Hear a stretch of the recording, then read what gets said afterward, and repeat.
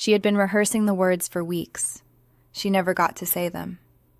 Catherine Monroe was not the kind of woman who stumbled into rooms she did not belong in. She was an art advisor, sharp, composed, the woman who walked into a gallery in Seoul and told a room full of collectors exactly which piece on the wall would matter in 20 years. She had built her reputation on reading what others overlooked. But that night, in the marble corridor of a private luxury hotel, she walked into something she had not prepared for. Her husband, Choi Tae-jun, the man Seoul whispered about in careful voices, the man they called the Ghost, was supposed to be in a business meeting. Catherine had a surprise for him, something she had been carrying alone for 3 weeks, afraid and hopeful in equal measure, rehearsing the exact right moment. She never reached the door. A woman stepped out of the private suite first. Han So-yeon, elegant, cold, wearing Tae-jun's dark navy jacket draped deliberately over her shoulders. And then, soft and certain, So-yeon's voice. "Your wife can never know." Silence from inside the room. No denial.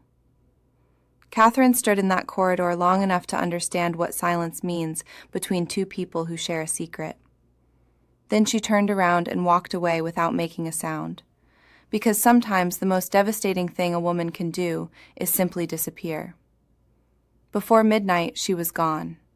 A sealed envelope sat waiting at the front desk of the public gala where he expected her to stand beside him.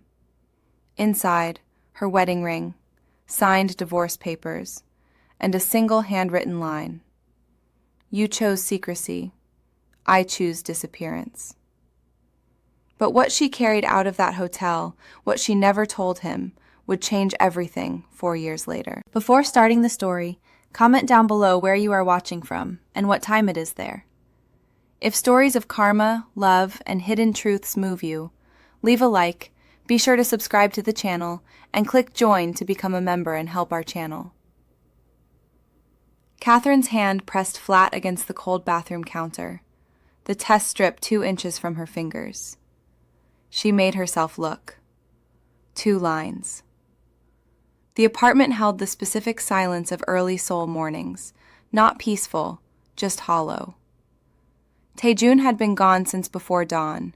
He was always gone before dawn now. She turned the test face down, picked up her phone, set it back down. The mirror gave her 3 years of marriage reflected in one composed face.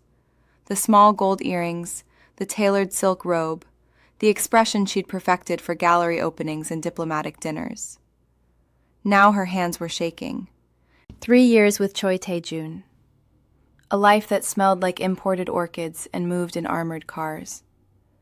A man who kissed her like she was the only thing worth keeping and kept everything else from her.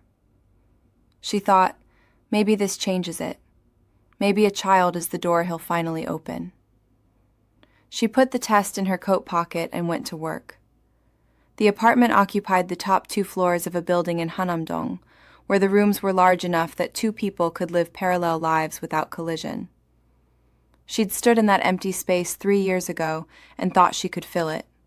She had, with her work, with gallery weekends, with the careful architecture of a life built around a man who loved her completely and told her nothing. The Sungbok Gallery acquisition took 4 hours and 2 conference calls.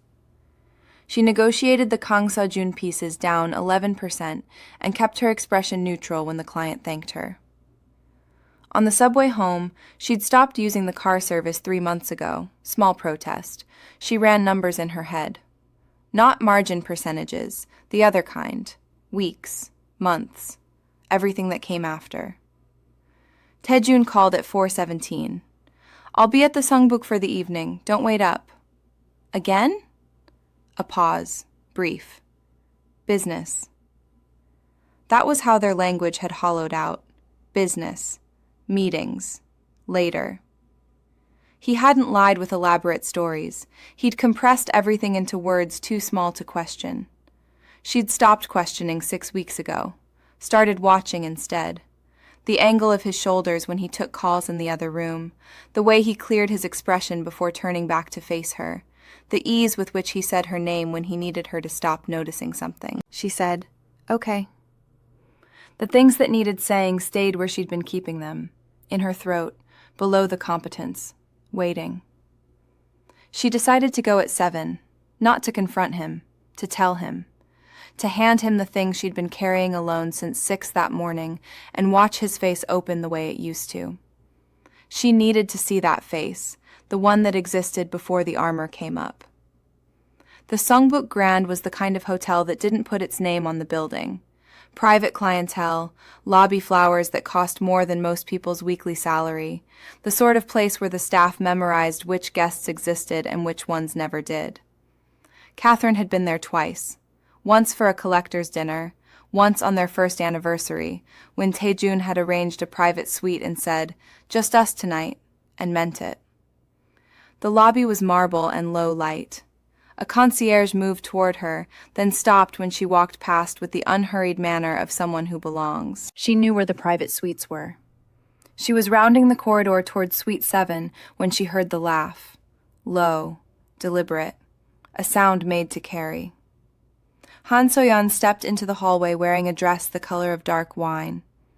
Over her shoulders, arranged with the casual precision of something staged, was a blazer, navy, almost black. The same one Taejun had worn when he left this morning. She hadn't seen Catherine. "Your wife can never know." So-yeon's voice carried the way voices do in marble corridors. Not loud, just unavoidable. From inside the suite, silence. Not confusion, not a question. The particular quiet of a man absorbing information he already possessed. Catherine's back found the wall. She had been assembling this picture for months without naming it. The compressed language, the early departures, the way Taejun sometimes looked at her across the dinner table like he was calculating what she could handle. She'd told herself it was the weight of running an empire, told herself the distance was circumstantial. She'd been completing the wrong puzzle. The corridor was empty both ways. 30 feet to the elevator. Marble floors, no carpet. Her heels would announce her. She slipped them off, walked barefoot to the elevator. The doors opened. Her reflection split in the mirrored panels, then came back together. In the lobby, the concierge started forward. One look stopped him. Outside, Seoul did what it always does at dusk, neon pushing against the last light, taxis locked in their permanent argument with delivery bikes. She stood on the pavement and put her shoes back on and held her face at exactly the angle that required no explanation from anyone. Her hand moved to her coat pocket. Almost without intention, the test strip was still there, still 2 lines. The only thing that was entirely hers, because she hadn't told anyone, and now she understood she couldn't. The decision wasn't formed yet, but she could feel it the way you feel weather before it turns. Not the storm itself, just the pressure dropping. She flagged a cab, got in. The driver asked where to. She gave him an address. The hotel pen scratched across the note card. Catherine pressed hard enough to leave grooves in the paper. 7 words. She read them once, then set the pen down. "You chose secrecy. I choose disappearance." She folded the note card around the signed papers and slid both into the envelope. The ring came off last. No hesitation, her thumb pushed it over the knuckle, and it dropped onto the desk with a sound smaller than she expected. She looked at it for exactly 1 breath. Then she left it there, on the lacquered hotel surface, beside a pin that still had her fingerprints on it. Let it sit in the light like something already forgotten. The suitcase held 2 changes of clothes, her portfolio hard drive, Ethan's blanket. Everything else was Taejun's city, Taejun's money, Taejun's silence. She zipped it in under 3 minutes. At the front desk, she handed the concierge the envelope. "Deliver this to the Hyatt Grand Event Hall, main reception, tonight. Ask for Che Taejun." The concierge nodded. Catherine walked to the car without looking back at the lobby. Across the city, the event hall hummed with the kind of crowd Taejun controlled without appearing to. Black suits, lowered voices, handshakes that meant more than they looked. He stood near the entrance, checking his watch for the 3rd time. Catherine was late. That was unlike her. A concierge in white gloves approached, held out the envelope. Taejun's name on the front, Catherine's handwriting. He tore the flap in one motion. The papers unfolded in his hands, and he read the heading. Read it again. His jaw did not move. The note card slid out, and he read those 7 words standing in the middle of the room, guests moving around him like water around stone. He put both documents back inside the envelope, pressed the flap flat, set the envelope on the nearest surface, a side table near a flower arrangement, and walked to the window. He stood there for 40 seconds. Then he took out his phone and dialed. It rang until it didn't. Incheon Airport at 11:47 p.m. Catherine moved through the international terminal without stopping. Security, gate, boarding. The gate agent scanned her ticket without looking at her face, and that invisibility felt like the first clean breath she had taken in months. She sat in the window seat with Ethan asleep across her lap, his weight real and steady, and she watched the lights of Seoul pull away beneath the clouds until there was nothing left to see. She did not close her eyes until the city was gone. 4 years later, Manhattan. The Whitmore Gallery occupied the top 2 floors of a limestone building on 57th Street. Tonight, the atrium held 300 guests, a Korean contemporary collection, and more money per square foot than Catherine used to make in a month. She moved through the room with a clipboard and a practiced ease, pausing at each installation to answer questions from collectors she already knew by name. Her card read Monroe Cultural Consulting. Her reputation had taken 2 years to rebuild and 1 year to exceed what it had been in Seoul. Ethan stood at her left side, 4 years old, holding 2 fingers of her hand. He wore a small dark blazer. He said nothing, watching the paintings with the focused attention of a child who had grown up inside museums and galleries and learned without being told that certain rooms asked for silence. He had her patience. People always said that. He has your patience, your calm. Catherine never corrected them. Ms. Monroe. A collector flagged her down near the back wall. The provenance on piece 7. Documented through 3 private transfers, all notarized. I'll email you the chain tonight. She smiled, easy and precise, and the collector nodded, satisfied. Ethan tugged her hand once. She squeezed back without looking down. She was reaching for her phone to check a message from the curator when her body stopped. Not a thought, a physical arrest. Her hand froze mid-reach, her breath caught half-formed in her chest. Across the atrium, past 200 people and a dozen hanging canvases, Choi Tae-jun stood at the edge of the room. He was talking to someone. Dark suit, same controlled stillness she had memorized and tried to forget. Older by 4 years the way men like him got older, sharper, quieter, more contained. He turned, the way people turn when they feel weight from across a room, and his eyes found her in under a second. Catherine did not move. Her face gave nothing. Taejun's conversation stopped mid-sentence. The person beside him said something. He didn't respond. He looked at her. Then his gaze dropped. Ethan stood at her side, 2 fingers still looped through hers, watching a large canvas with dark swirling shapes. The boy's profile, the set of his jaw, the shape of his eyes, large, almond dark, angled in a way that had nothing to do with Catherine and everything to do with a man standing 40 feet away. Taejun went still in a way that was different from his usual stillness. His eyes moved from the boy back to Catherine, slowly, controlled, the way everything about him was controlled, except the muscle that shifted once along his jaw. The question gathered behind his face like pressure behind glass. The question came out quiet. Not the way pressure behind glass shatters, the way it finally finds a crack. Catherine. His voice was low, controlled. How old is he? She didn't turn around. Her hand found Ethan's shoulder on instinct, and the boy looked up at her, then back at the painting he'd been studying. A woman mid-stride, frozen in oil, going somewhere she hadn't arrived yet. He pointed at it. said something soft about the color of her dress. He had no idea the world had just shifted beneath them. "You should go," Catherine said. Not a confirmation, not a denial. A door held shut with both hands. Taejun didn't move.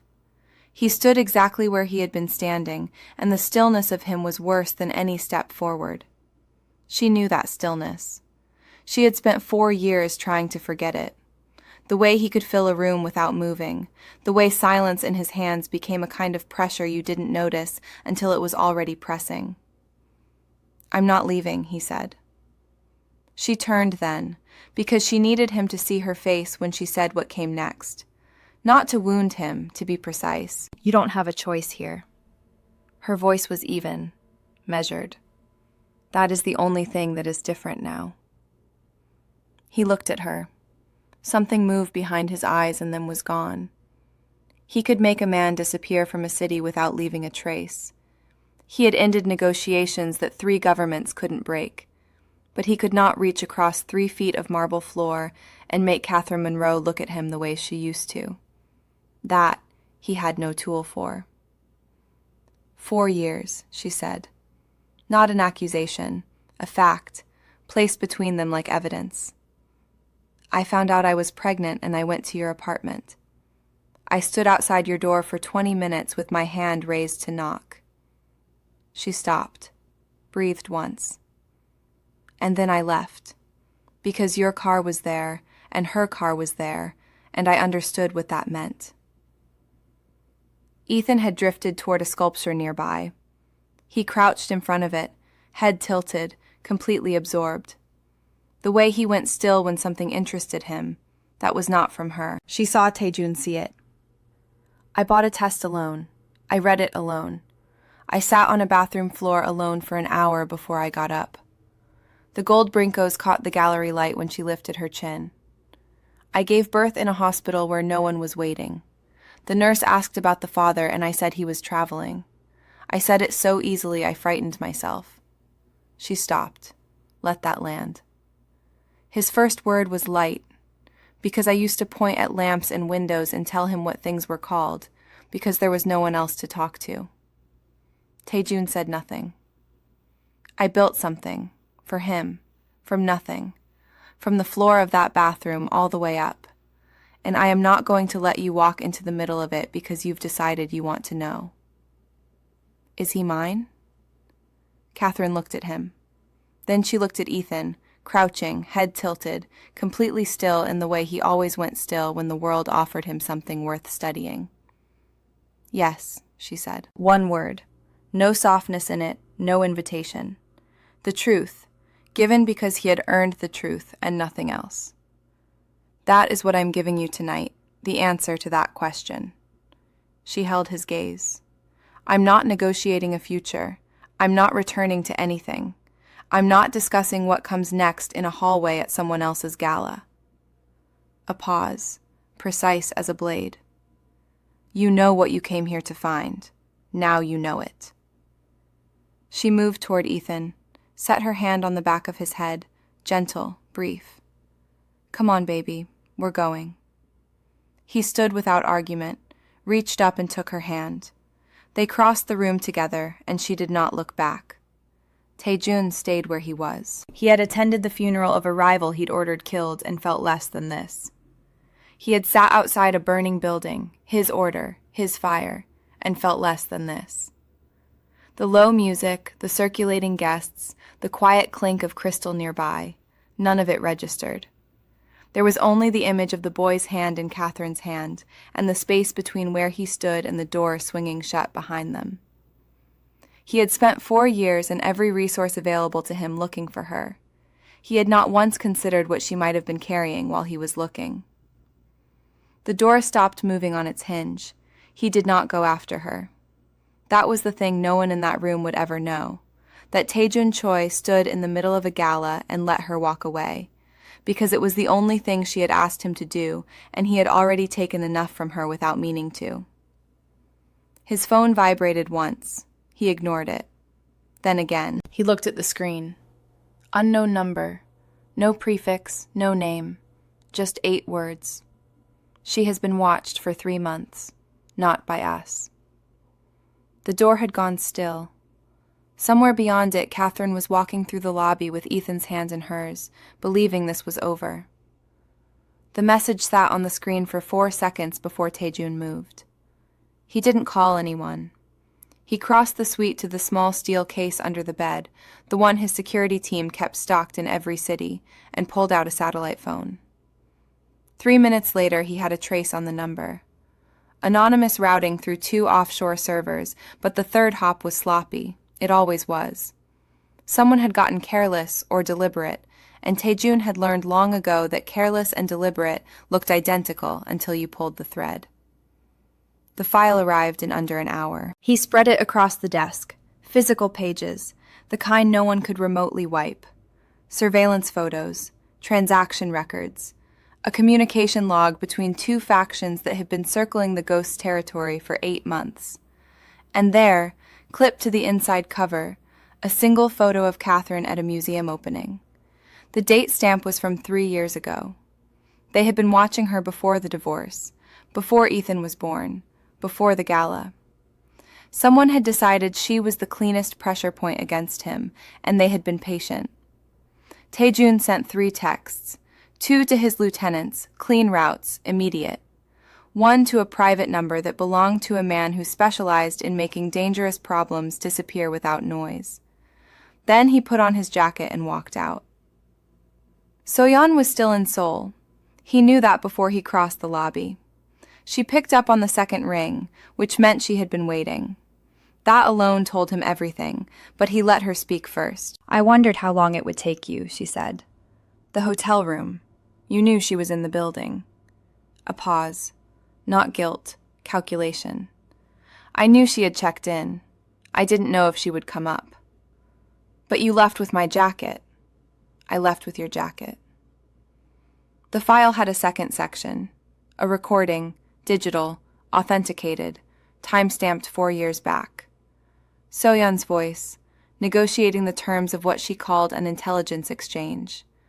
She had obtained a concrete threat. A rival clan planned to abduct Catherine Monroe and use her as a bargaining piece against the Ghost's leadership. Soyeon had brought the information to Taejun directly and named her price. His silence. His distance from Catherine. His absence from the one woman who could actually cost him something. He had paid it. "You had no right," he said. It wasn't an accusation, it was a conclusion. "I kept her alive. You kept her alone." He ended the call and stood for a moment in the corridor, the recording already forwarded to his lawyer. Soyeon had done what she always did. She had found the thing he would protect at any cost and used it to extract what she wanted. She had staged every gesture in that hotel room, knowing it might destroy a marriage she had decided was inconvenient. She had weaponized his loyalty with surgical patience and then walked away clean.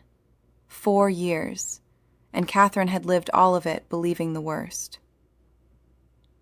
He found her at the apartment, not the gala, not the hotel. Her territory. The one she had built after the divorce, with the gallery prints on the walls and the wooden blocks on the living room floor, and the smell of whatever Ethan had eaten for dinner still in the air. She opened the door and said nothing. He didn't ask to come in. He held out the folder. Physical pages again. He had learned not to hand people screens. Screens could be doubted. Paper had weight. She took it. He stood in the doorway while she read. She didn't invite him in, and he didn't move. He listened to the sounds of the apartment, the quiet, the distant murmur of a cartoon from behind a closed door, and waited. It took her 7 minutes, he counted. When she looked up, her face was not relief. 4 years, she said. Yes. She had this information. You had this information. Her voice was level. That was worse than if it had cracked. And you decided I didn't need to know. He had rehearsed this in the car.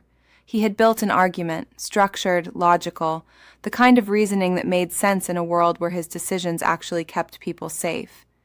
He opened his mouth and the argument dissolved. "I thought if you knew, you would try to handle it yourself. I thought silence was the safest container I could build around you. I thought I was protecting you." "You thought you were protecting me," she repeated.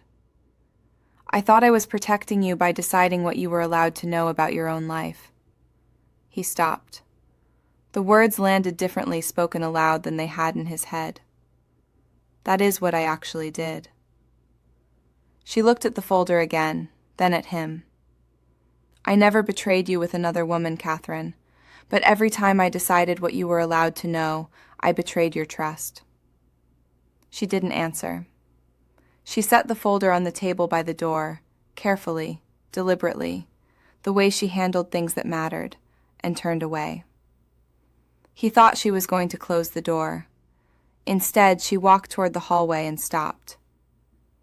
"Ethan," her voice, calling through the apartment, steady. "Come here for a minute." The boy appeared in the doorway of the hall. Pajamas with small animals on them, a stuffed rabbit hanging from one hand. He looked at Taejun with his mother's caution and his father's eyes and said nothing. Taejun knelt, not to seem smaller, to be level. The boy studied him for a long moment the way children study things they're not sure about yet. "This is someone from before," Catherine said. She didn't finish the sentence. Ethan tilted his head. Then, with the simple authority of a 4-year-old who had decided something was acceptable, "Okay." He went back to his room. Taejun stood. Catherine was looking at the place in the hallway where Ethan had been, not at him. He understood this was not a welcome. It was not forgiveness. It was a door left open exactly 1 inch, and it was the only door she had left him. He picked up the folder from the table. "I'll send the rest through your lawyer." She didn't respond. He walked to the elevator and pressed the button and did not look back. Behind him, he heard nothing. No door closing, no lock turning. She had let him leave without sealing it shut. That was where they were. Not at the beginning, not at the end. She had chosen to leave the door open. If this story moved you, stop for a moment and reflect. If you had walked into that hotel corridor and heard those words, would you have stayed to ask for an explanation, or would you have chosen silence and disappearance the way Catherine did? When you learned the full truth about those secret meetings, did it change how you judged the 4 years of silence? Or does a wound that deep not heal simply because the reason was different than you feared? And what do you think Ethan's existence meant to Catherine in those 4 years? Was he her greatest loss, or the one thing that made disappearing worth it? Tell us your experiences and feelings in the comments. We read them all. And if you believe in